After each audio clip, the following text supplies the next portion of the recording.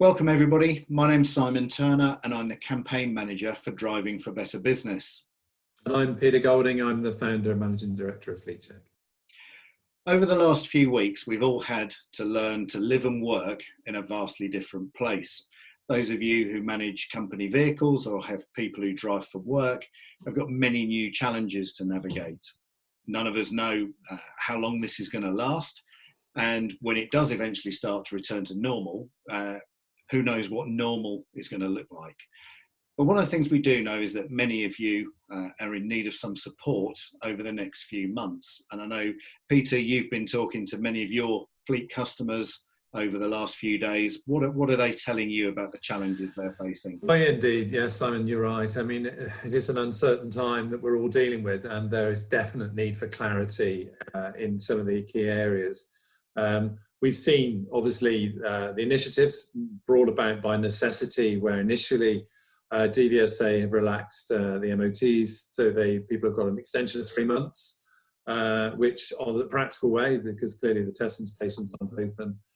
We're seeing this now extend to the cars and vans, so although it's convenient in as much as you don't have to have an MOT done now, there's a 6 months extension as from basically today, the 1st of April.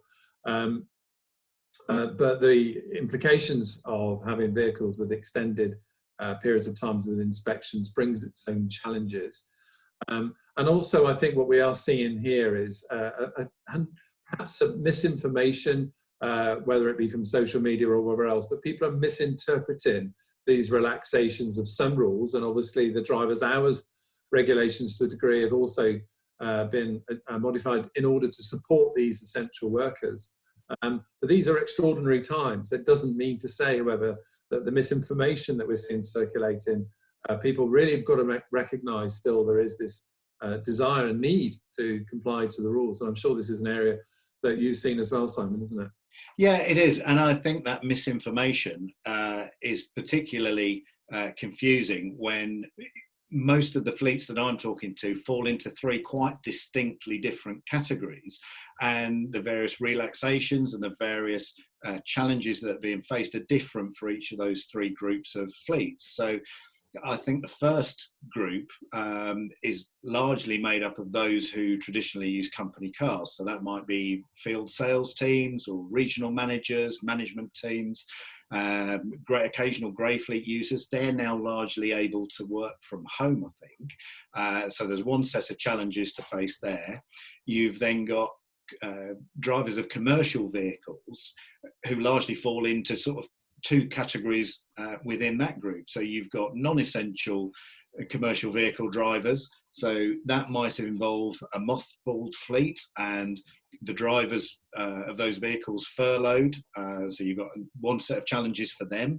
And then you've got the companies who are running essential services in the current difficulties, drivers who are considered to be key workers. Many of them are now working under greatly increased demand. So that's yet another set of challenges for those companies to manage. Do those 3 groups sort of map onto what you're seeing, Peter?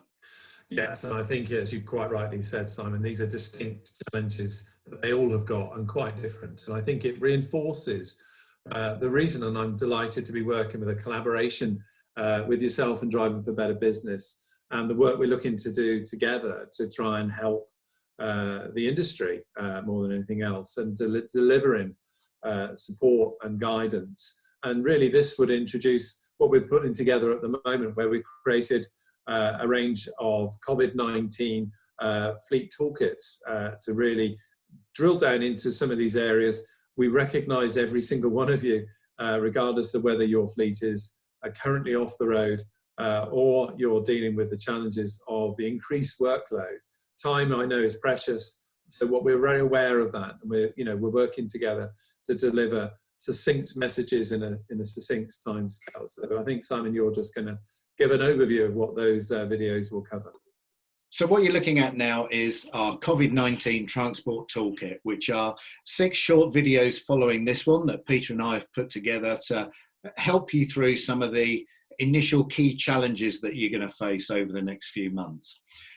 For those of you who are running essential drivers, obviously there's changes to drivers' hours to understand what that effect that has on the fatigue of your drivers. Many of you are going to be working at full capacity, if not going over that, and therefore looking to recruit and train new drivers.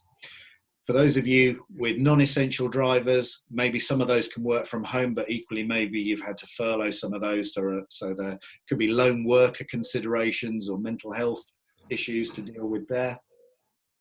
From a business support angle, I imagine one of the key issues that absolutely most businesses are going to be dealing with now and wrestling with is, how do we maintain customer relationships? If we can still operate to some extent, how do we use technology to maintain those customer relationships, and how do we access some of the government support schemes that have been announced so that we don't have to lay off staff? When we look at vehicle maintenance, there's obviously been temporary law changes and relaxations in MOTs and inspection schedules, as Peter referenced earlier. So what do those mean for you? If you have to mothball your fleet, there's particular challenges there.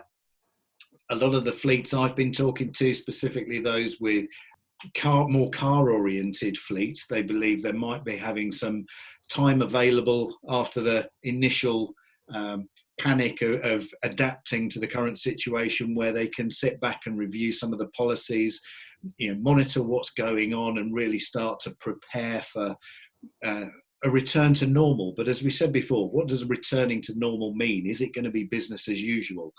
If you've had a mothball fleet, you've got to really look carefully at how you check those vehicles before they go back onto the road. But even with these 6 challenges, we're going to cover those in at a fairly high level to give you an idea of the essential challenges you're going to need to manage, but you are going to need some more information for that. So Peter, we do have other activities planned for after these first 6 videos.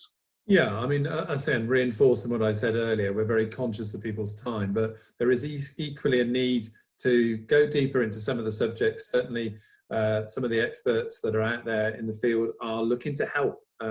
And we've approached them. Simon, I know, has spoken to a number. So we will be doing interviews, recording sessions, so you can, hopefully some of the questions that you may have in your mind, or reinforcing the expertise that's out there, giving you the guidance that at this moment in time, I think we're all looking to obtain greater understanding and knowledge.